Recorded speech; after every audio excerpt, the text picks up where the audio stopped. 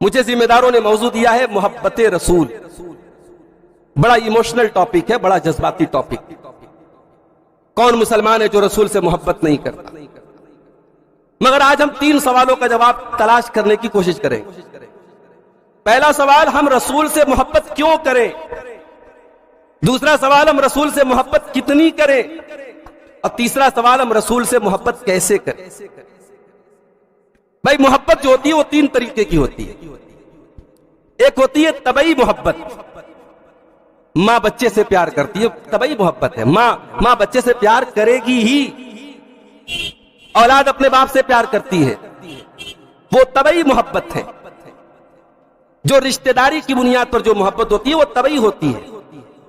और एक मोहब्बत होती है अकली मोहब्बत। हमें किसी की कोई बात अच्छी लग रही है, किसी की तकरीर अच्छी लग रही है, किसी का अंदाज़ गुफ्तगू अच्छा लग रहा है, किसी के लिखने का स्टाइल अच्छा लग रहा है, किसी की किताब बहुत अच्छी लग गई, तो हमें उसके इल्म से, उसके जो है किसी कमाल की वजह से हमें उससे मोहब्बत। और एक तीसरी मोहब्बत होती है रूहानी मोहब्बत, कि हमें उससे हमारे मजहब की वजह से मोहब्बत, हमारा मजहब कहता है कि उससे मोहब्बत हो। ये मोहब्बत के 3 मेयार होते हैं। हमारे प्यारे नबी सल्लल्लाहु अलैहि वसल्लम क्या हमारे रिश्तेदार है? जी हां। क्या रिश्ता है हमारा? नबी इस उम्मत के रूहानी बाप हैं। नबी इस उम्मत के रूहानी बाप हैं और हम सब अपने नबी की रूहानी औलाद हैं। और जुमला नोट करो, अगर हक की बात आए तो एक उम्मती के ऊपर सबसे बड़ा हक उसके नबी का है। अल्लाह ने कुरान में फरमाया, अन्नबिय्यु औला बिल मुमिनीना मिन अनफुसिहिम व अज़वाजुहु उम्महातुहुम। ऐ मुसलमानों, तुम्हारे नबी तुम्हारी जान से भी ज्यादा तुम्हारे लिए मुकद्दम है। अगर मौका आए तो अपने नबी के लिए तुम जान दे दो, जान से भी बढ़ के तुम्हें अजीज होने चाहिए तुम्हारे नबी। और नबी की तमाम बीवियां तुम्हारी माएं हैं। ये सूरह अहज़ाब की आयत। तो नबी अकरम से हमारा एक रिश्ता तो ये है, उम्मती का रिश्ता। और अगर हम किसी से मोहब्बत करते हैं उसकी खूबियों की वजह से, उसके कमाल की वजह से, उसके एहसान की वजह से, अल्लाह अकबर, दुनिया के सारे कमालात को इकट्ठा कर दिया जाए तो जो तस्वीर सामने आती है उस तस्वीर का नाम है मोहम्मद रसूलुल्लाह सल्लल्लाहु अलैहि वसल्लम। बात अगर जमाल की करें, बात अगर कमाल की करें, बात अगर अखलाक की करें, बात अगर किरदार की करें, बात अगर सच्चाई की करें, बात अमानतदारी की करें, कौन सा ऐसा पहलू है जिसमें मेरे नबी का कोई सानी? खूबसूरती तो ऐसी थी, हस्सान बिन साबित जैसे शायर को कहना पड़ता है, वो अहसन मिन कलम तरक़त्तु ऐनी वो अजमल मिन कलम तलिदिन निसाउ खुलिक़्त मुबर्रअन मिन कुल्लि ऐबिन कअन्नक क़द खुलिक़्त कमा तशाउ। ऐ मेरे नबी, ऐ मेरे हबीब, आप तो हर ऐब से पाक पैदा किए गए। आपके जैसा बच्चा किसी मां ने जना नहीं, आपके जैसा इंसान दुनिया ने देखा नहीं। अल्लाह ने ऐसा आपको बनाया है, ऐसा लगता है जैसे आप चाहते थे अल्लाह ने वैसा बनाइए। हस्सान बिन साबित सहाबी रसूल के अशार है मेरे, इतने खूबसूरत थे। सहाबा कहते हम 14वीं के चांद को देखते थे और एक तरफ आमिना के लाल को देखते थे तो हमें अपने नबी का चेहरे अनवर चांदनी रात के चांद से ज्यादा खूबसूरत नजर आता। उस नबी के अखलाक की अगर बात करें, उस नबी के अखलाक का लोहा तो दुश्मनों ने माना है, अपनों ने तो माना ही माना है, दुश्मनों ने माना। जो कट्टर दुश्मन थे और जिनके पास मौका था और चांस था कि उस नबी के बारे में कुछ गलत बोल दें, उनको भी कहना पड़ा नहीं। सच्चे तो थे, ईमानदार तो थे, अखलाक में तो कोई कमी नहीं थी, कैरेक्टर में तो कोई कमी नहीं थी। और यहां पर एक बात कहना चाहता हूं, नबी से मोहब्बत की बात आई है तो हमें और आपको अपने गरेबानों में झांकना चाहिए।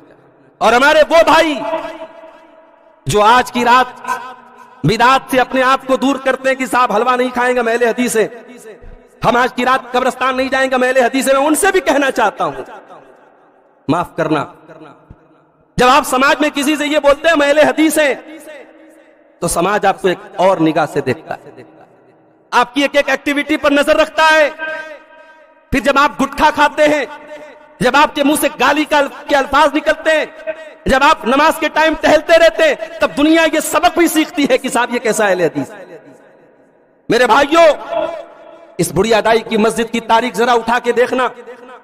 मौलाना हयातुल्लाह और मौलाना हबीबुल्लाह बनारसी, इन बुजुर्गों की मेहनतों की तारीख जाके मौलाना यूनुस साहब की किताब में पढ़ के देखना। इन बुजुर्गों की मेहनतों का फल आज हम खा रहे हैं, वरना इस बनारस की सरजमीन पर हदीस का नाम लेना और आमीन जोर से बोलना अपराध था। उसी मदनपुरा की अल्लू की मस्जिद में एक अहले हदीस ने जोर से आमीन कह दी, उसको मारा गया, मुकदमा दायर हुआ और जस्टिस थे जस्टिस महमूद सर सैयद अहमद खान के साहबजादे, उन्होंने तमाम फरीकैन का जो है दलाइल का जायजा लेने के बाद फैसला दिया कि नहीं साहब, वो जिसने आमीन जोर से कहिए, हदीस की रोशनी में कहिए और उसको आमीन जोर से कहने का हक है। ये बनारस वो सरजमीन थी मेरे भाई जहां आमीन जोर से कहने पर मस्जिदों से निकाल दिया जाता। आज अगर यहां पर आप बैठ करके कुरान और हदीस की बात कर रहे हैं, यह आपके बुजुर्गों की मेहनतों का नतीजा है। अल्लाह के वास्ते अपने मसलक की जो शिनाख्त है उसको बर्बाद न करो मेरे नौजवान। आपका हुलिया, आपका लिबास, आपका चेहरा मोहरा, आपके उठने बैठने का स्टाइल, अगर आप अपने आप को अहले हदीस कहते हैं तो आपका सरापा और आपकी उठक बैठक, आपकी पूरी जिंदगी हदीस रसूल के सांचे में ढली होनी चाहिए।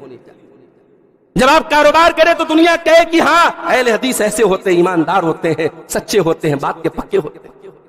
नमाज का टाइम आए, आपकी गद्दी बंद हो जाए, आपका कारोबार बंद हो जाए और आप मस्जिद में आए, लोग पूछे साहब ये क्या हुआ, तो दुनिया कहे कि हाँ ये वाकई में कुरान और हदीस पे चलने वाला है, ये अहले हदीस है। रब का कुरान कहता है रिजालुल्लाह तुल्हीहिम तिजारतुन वला बैउन अन जिक्रिल्लाह, अल्लाह के नेक बंदे अपने कारोबार को छोड़ के नमाज पढ़ते हैं। मेरे भाइयों, जब हम अपने आप को अहले हदीस कहते हैं, इस कंधे पर बहुत बड़ी हम जिम्मेदारी अपने कंधे पर लाते हैं, उस जिम्मेदारी का एहसास करें।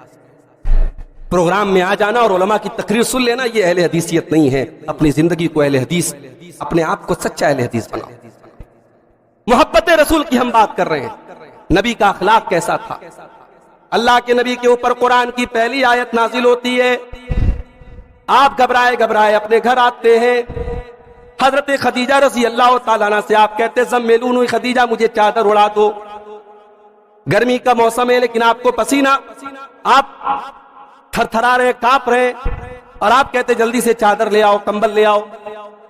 हजरत खदीजा कंबल ला के देती हैं। सारा वाकया हजरत खदीजा को आप सुनाते हैं और सुनाने के बाद आप कहते हैं खदीजा लक़द खशीतु अला नफ़्सी, मुझे डर है अपनी जान का।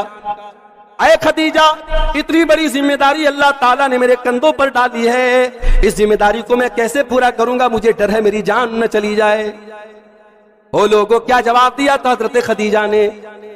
कहा है अल्लाह के, अय मेरे सरताज है, मेरे शौहर, कल्ला वल्लाही मा युखज़ी कल्लाहु अबदा, अल्लाह तबारक व तआला कभी आपको जलील न करेगा, कभी आपको रुसवा न करेगा।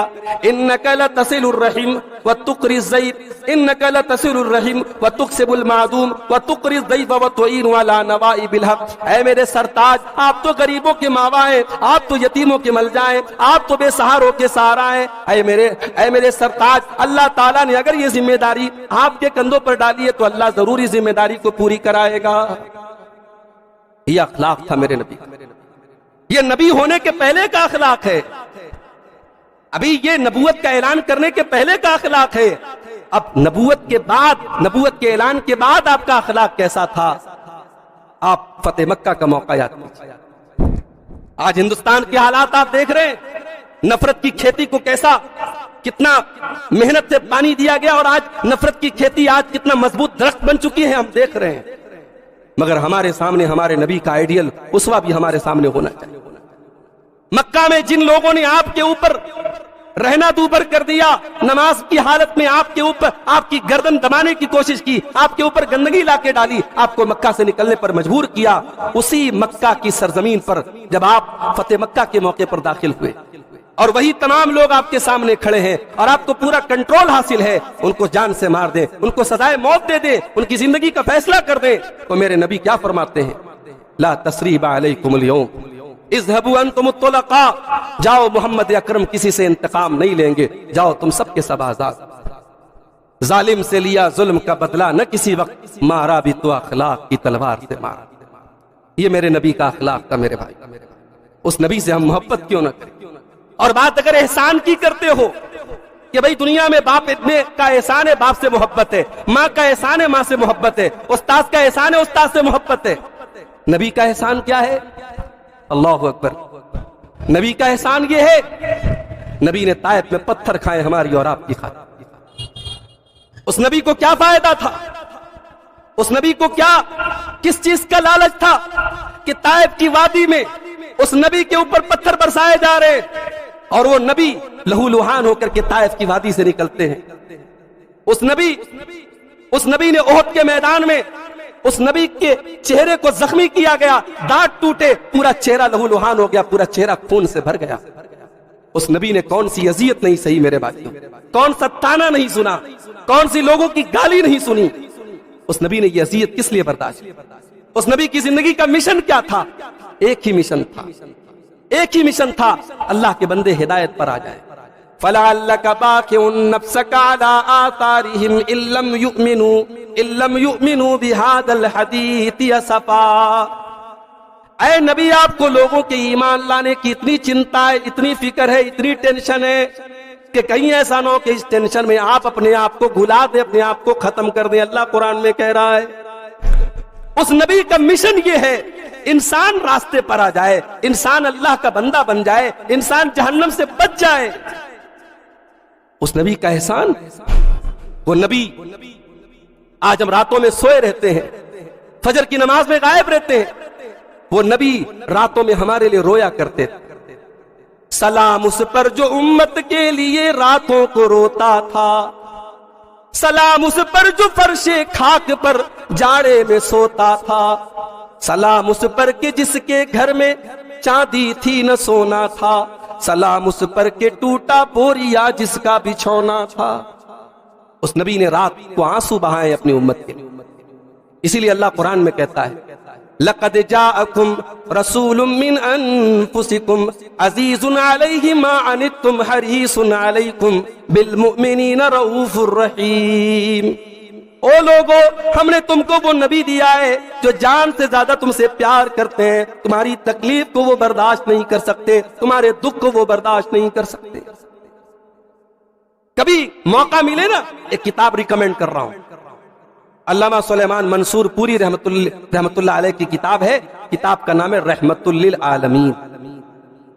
ये अपने दौर में सीरत की नंबर 1 किताब। जुबान थोड़ी टफ है क्योंकि उस जमाने की उर्दू के हिसाब से लिखी गई है। आप उलमा की मदद से, डिक्शनरी की मदद से जहां आपको मुश्किल आए पढ़ सकते, लेकिन पढ़िएगा जरूर एक बार जिंदगी में। बड़ी मोहब्बत में डूब के लिखी गई है। अल्लामा सुलेमान मंसूर पूरी ने कहीं कहीं कंपेयर किया है कि मोहम्मदुर रसूलुल्लाह की शरीयत में क्या खास बात है जो और शरीयतों में नहीं। हमारी शरीयत में कदम कदम पर अल्लाह ताला ने इतनी सहूलतें दी हैं, इतनी आसानियां दी हैं मेरे भाइयों। ये उस नबी की रहमत है, ये उस नबी का एहसान है। उसने ऐसी शरीयत हमको अता फरमाई। उस नबी से हम मोहब्बत क्यों न करें मेरे